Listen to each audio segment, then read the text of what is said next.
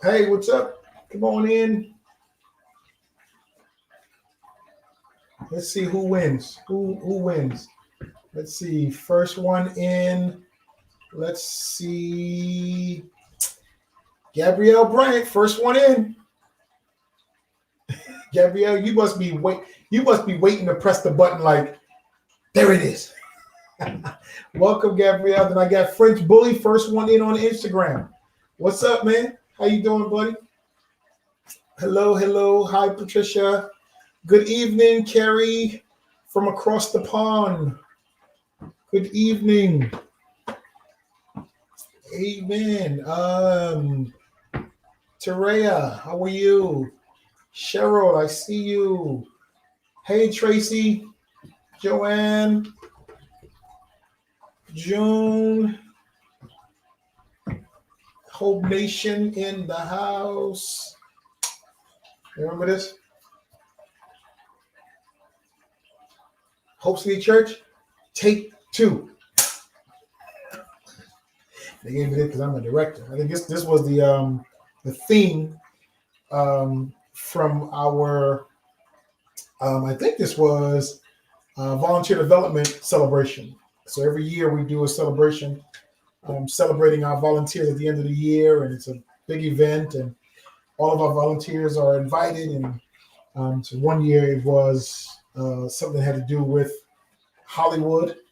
There was Hollywood movies, and we dressed up, and so everybody got one of these. And so I do this every now and then when I want to feel important. We're like Kings and Caves. No, it's not King and Caves. This is 5 p.m. prayer. Take 1. And then my dog just chimes in. Volunteer Appreciation 2019. Yes. We don't know what's going to happen this year. We're definitely not going to get together in that way. So we are just praying about what we do. What's up, Marlene? I think I saw Marlene. Yep. Hi, Sister Marva. Hi, Sister Marva. Patricia. What's happening over here, Sunshine? Good to see y'all. Tangia, BB. I got to say your whole thing there. I see you, Mo Better. Mo Better. What's up, man? Thank you so much for your gift, man. I appreciate that. Mo Better, motorcycle guy who's also a member of our church. He's a member of a different club. Appreciate you, man. Appreciate you. Thank you all so very much for being on, and thank you for being on at 12. It was a huge success. Before I go any further, I don't want to forget. I want to thank every one of you. I wish I could reach out to every one of you individually and thank you for your gifts of love and appreciation on my birthday.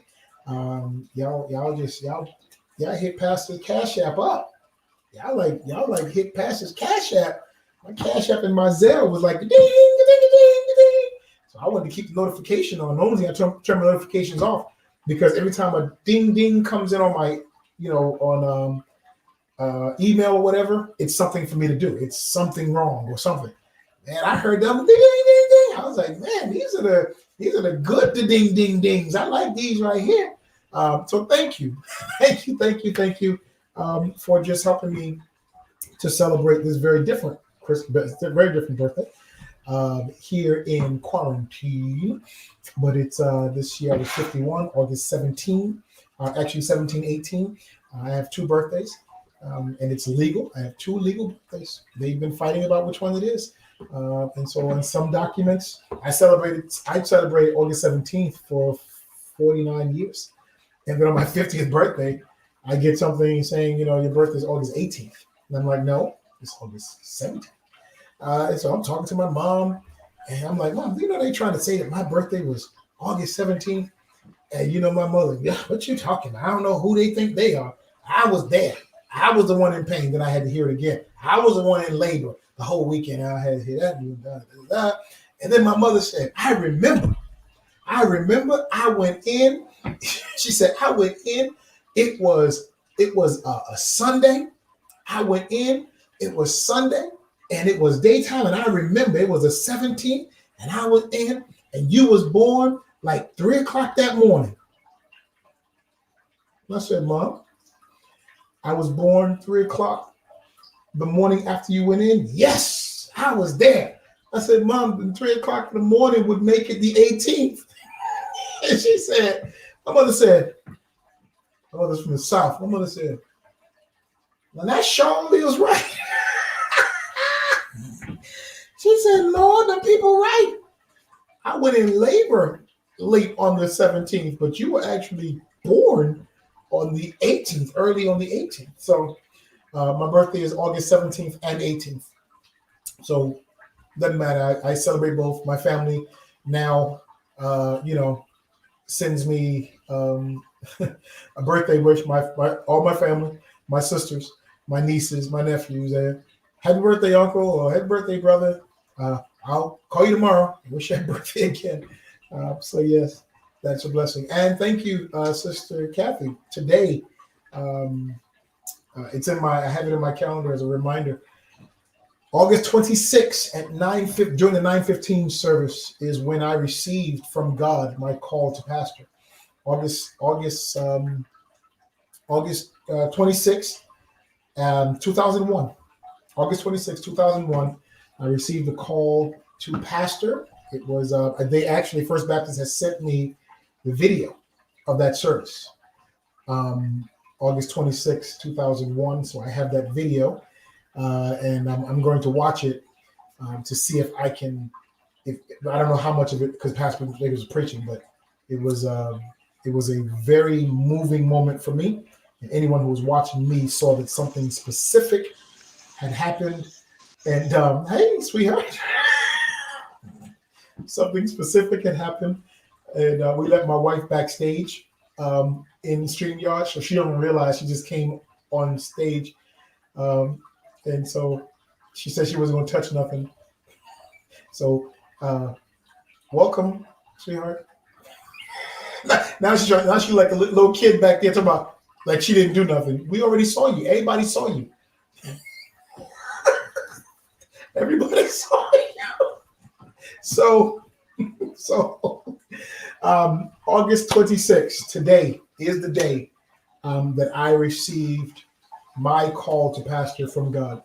Clear call to pastor. And so thank you, Sister Kathy. So it is the anniversary of my pastoral call. It absolutely is. So thank you. I wanted to, pray that you had a great day of fasting. Thank you, Gabrielle, for my 2 birthdays. That you had a great day of fasting. And that this fast is something that opens your heart and allows you to spend a little time with God, asking some questions of yourself and to yourself, and all the things that go with that. And I pray that you are doing that and not just saying, "Oh yeah, I fasted again. I fasted another week." I want you to make sure that you are getting something from God and getting closer to God, and maybe asking questions, and God is answering something for you. I don't know what it might be, but I pray that God is ministering to you during this time. And so while I was out, and so we did I did the COVID test today, and I brought you in at 12 by video. I wanted to show everyone that it's important to me that we do this. It's not painful. It is uncomfortable, but there's no pain. I was explaining to everyone, it felt like as she's put the swab in my nose, it felt like literally like it was tickling, like I wanted to sneeze it out, is what it felt like. And so no pain involved. So go do it. We'll be there all week, Monday through Friday from, is it on there? I think it's from 10 to 4. I think it's from 10 to 4. 10 to 4. Thank you. From 10 to 4 at our East New York location. So I want you to go. I get there. Today was beautiful. The weather was so perfect today. And so just go and get that done. We had people bring their kids, and then I was out there for a little while, and I was able to see some of our members who I hadn't seen. Amen. I saw Deacon George, who I didn't even recognize. Deacon George, has been on this losing weight. Deacon George was close to 400 pounds. And when I saw Deacon, I'm looking at him, and there's the mask as well. And I'm looking, and he's looking at me, and he's like, "Hey, Pastor," and I'm like, George is like my size. He's a little bit bigger than me, which is from 400 pounds. And so he looks great. Deacon George looks great. He said he feels amazing. He has come off of almost all of his medications, almost all medications. He's been able to come off of it. And so we're excited for him, and just being able to see him was just such a blessing. And then seeing other members of our church who are out there with their children and kids getting ready before they go to college, with some college students of ours who are either in college now or had their first day, and others are on their way to college, and they were there getting their tests. So it was really good to see that. So the question here, should seniors get tested? Mom is asking if she should be tested. Yes. Sunshine, seniors should be tested. My seniors are hearing me. My seniors can hear me because they're logged into Zoom, and then we connect through Zoom. We're trying everything we can to keep our seniors connected and know how important they are to us as a church. So yes, seniors, I want you to go and get tested as well. Very important, very, very important. Bring your ID. If it's just yourself, if you're bringing a child, you got to take the child's birth certificate. If you're a legal guardian, you have to bring the birth certificate plus whatever documents you have that say you are the legal guardian. You have to bring that with you. But yes, Dr. Carrington is saying yes, seniors should be tested. So yes, seniors, please go and get tested. All right. So we have that. We also have, I'm going to put them up for me, debunking COVID-19 myths. So tonight there's a conversation between Dr. Johnny, who is an infectious disease practitioner at our church, and then Dr. June Carrington, who is the executive director of our nonprofit, along with being moderated by Natasha Benjamin. I call her Professor Benjamin. She teaches at a university. And so she will be moderating, and they'll be having discussions tonight at 6 about this whole thing here, debunking the myths, dealing with the questions. So come back. You're going to see this on all of our social media platforms, the church's social media platforms, YouTube, Facebook. Be on it. Make sure you get people on it. Share it, like it. If you have questions, put them up there, because they're going to be talking from a medical standpoint, debunking the myths. Debunking the myths. I didn't realize there were so many myths around COVID-19 and the testing. There's so many myths. People were they're afraid because they're going to put that the swab way up into my nose where my brain cavity is, and it's like, no, you don't have to worry about that. It ain't gonna happen. That's not what that is. And so it's really, really, really, really important that you get this information so we can move away from fear and start functioning in faith. We got to move forward in some of the things we have to do. And so we got to deal with the fear that comes with that. So that's happening tonight at 6 p.m. So I want you to make sure that you are listening and asking your questions from that tonight. Kings and Caves, men, my brothers, don't forget we have a new login, a new meeting ID. I need you to get to the new meeting ID and log on tonight. We have some exciting news. So for all the brothers of Kings and Caves, we started a movement last week. Don't worry, church, we're gonna tell you all about it as we get this thing together. It is powerful for men. And we've got some announcements to make about that. So stuff we started doing last week and we started talking about. We have some announcements that we can make about it, some things that are already done. It is exciting. Brothers, make sure you are on. Make sure you are on. We are building men. We're building men into entrepreneurs. We're helping men start businesses. It's not just about, hey, open your Bible. The Bible is the basis and the foundation of everything we do.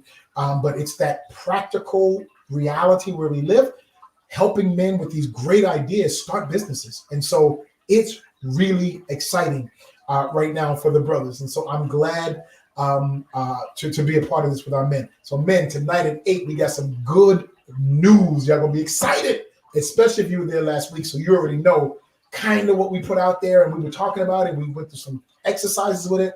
We got some hard things to tell you about that are already done. So men, meet me at 8 on our Kings and Cave broadcast. It's going to be a blessing. All right. So we've got those things out of the way. Those are everything that we need to talk about. Great. So today I want to talk to you just about the importance of your church. I just want to take a minute to talk to you about how important your church is, how important Hope is, and why we continue to do what we do. There's a lot to do it.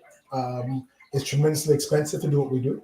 We continue to manage and move monies and make things happen with our budget being, budget a little turned around because of what's happening here in COVID. So we've done a reallocation with our budget committee and our finance committee. And so they've moved stuff around so that we can allocate more money toward some outreach type things that we feel we need to do in this season. So there's some things that we had planned to do that we've stopped. And we said we're not going to do those things. And we're going to keep pushing forward to meet the needs of our community. Well, the mayor's office came out to our site today where we were doing the COVID testing. And so we're doing COVID testing. We're going to be giving away food on Friday. So we're coupling that with food on Friday. We're doing census signups. We got to get the census. East New York's numbers are really, really low. Please, y'all, please. This stuff, you gotta do the census. You have to do your census. You have to. Please go to uscensus.gov. Just go there. It's 10 questions. You have to do it. East New York, wherever you live. It doesn't matter. I don't care where you live. If you're in the US, you have to do this census. But East New York, we're going to get hit really hard with these census numbers because that's how they decide how much money goes to programming. So for instance, if the census says we don't have a lot of children or teenagers, let's use that term. If the census says we don't have a lot of teenagers in our community, then you can't fight for programs for teenagers. And whether you know it or not, East New York, zip code 11207, 11208 has the highest number, according to the last census, the highest number of people under the age of 21 live in almost all of New York, live in 11207, 11208, the highest number.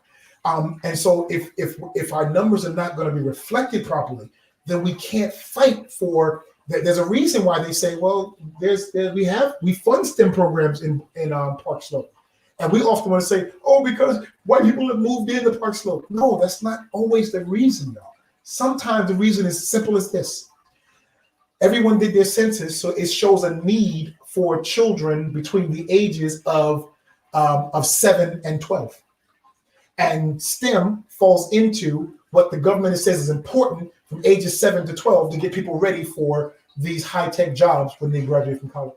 Do y'all see how it works? So they say we're putting the money where we have the information that it's needed.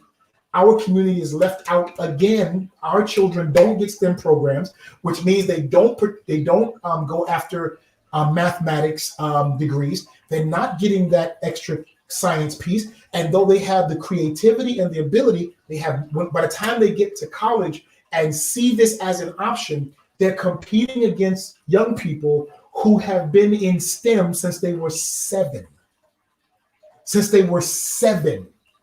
And our children are being made aware of it at 18. Come on, y'all. We gotta do better than this. Please. We've got the Census Bureau. We got computers. We got the iPads. 10 questions. You'll fill it out right there on the 10 questions. Boom, it goes straight into the system. We have to get this done. Thank you, Sister Kathy. We have to stop hiding. Fear is, if you look at the Republican convention, it's enough to make you want to pull your eyes out, because what they're stoking is all fear. And guess what? Can I tell you something? Fear works. Fear works. And that's what's happening right now. And we have got to fight it and beat it back with everything inside of us. We cannot live in fear. We cannot live in fear. I will not live in fear. You cannot live in fear. Our children should not even become comfortable living in fear. No. So my son, he saw a police officer and he became a little nervous. I said, no, son, let's go over there. We walked over to that police officer. And I said to the police officer, I said, my son saw you and became nervous. You didn't do anything wrong, officer, but because of what's going on. And that officer had the wherewithal to back up and almost kneel down to my son's level and talk to him and say, you should never be afraid of us. And we're on your side. And if people are doing things wrong, you let your dad. And so I refuse to allow my son, because he's a young black man, to live in fear. Listen, we can't do it. We can't do it. We have to teach our sons to have a voice for themselves, to speak. You got to do it. I have a degree in math. That's right. Carrie has a degree in math. I'm ready to start a STEM program for our children. Carrie, you live in London. Carrie, I will start it from here. She said, how can I help? Excellent. Thank you, Carrie. And use me. I want y'all to see this. Carrie Kwaku lives in another country. Hope, listen, she lives in another country. And she's saying, how can I help? We have people in our church, in our circles. You can help us get this done. Right now, I know we can't make it happen right now, but we can start planning it. We can start figuring out what does it take to make this happen. Because we got to do something. We have Ty Abrams, member of our church, who also, she said, I will travel for our children. Go, Carrie! Because Carrie's from, she's from here. Carrie's from Brooklyn. Carrie knows the struggle. She knows the struggle here. And so I appreciate her and her husband for all they have done while they were here as teachers. They were on the front lines doing this thing. They moved to another country. They're doing it in another country. It's important. We got to make sure we're doing it. Ty Abrams, a member of our church, who also has a degree in math. I don't know if she has a doctorate in mathematics, but she's one of them. This math, I don't even know how she does. And what her whole thing is getting children ready. Children of color prepared to take the specialized high school exams. That's her whole thing.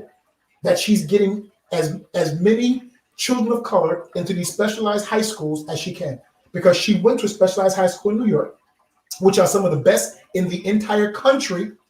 The specialized high schools in New York are some of the best in the entire country. And she said she barely saw anyone who looked like her.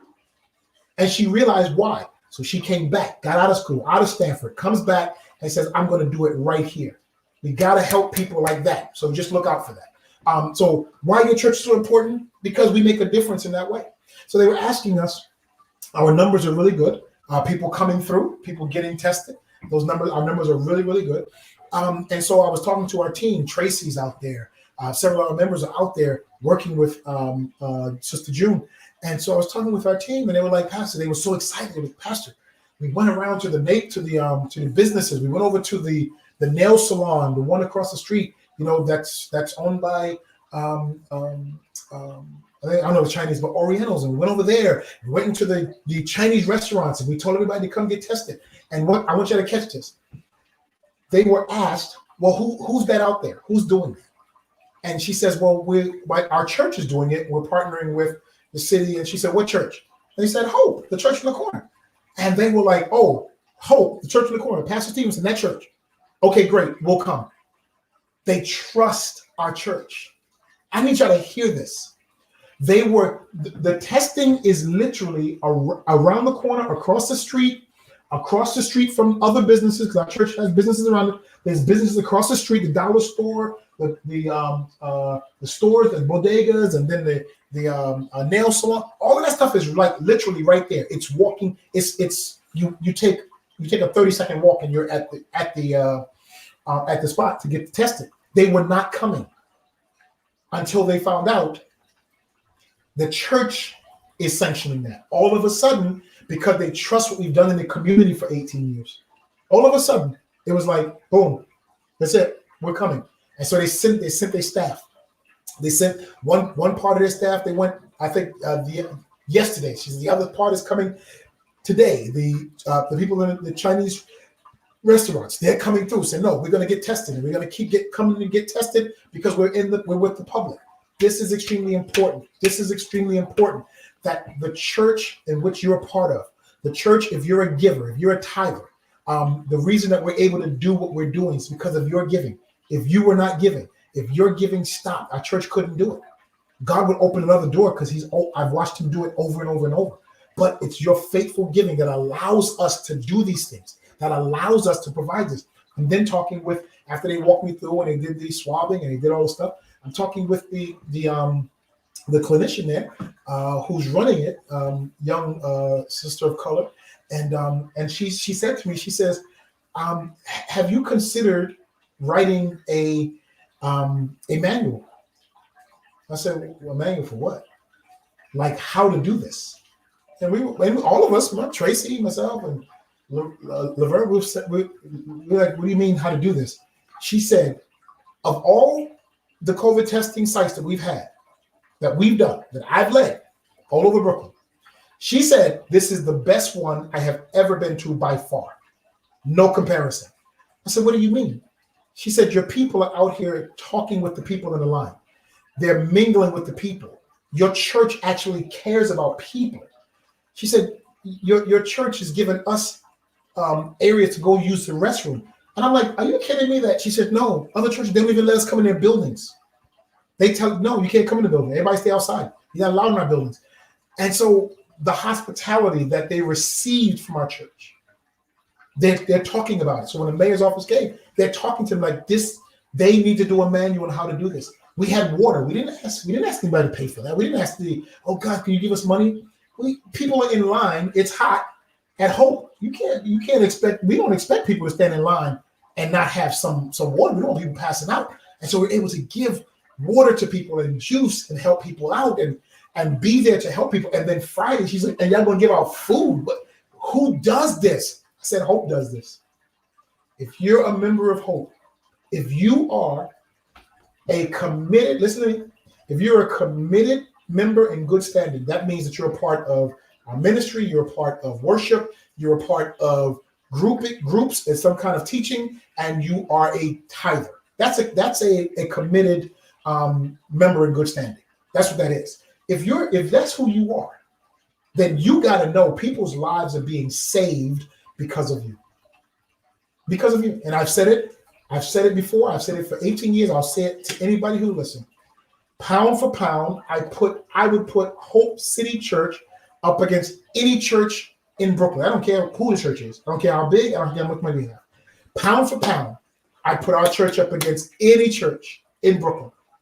I would dare say in New York City, in the city, all 5 boroughs, pound for pound. What we do with what we have and the impact that we have in the communities where we are.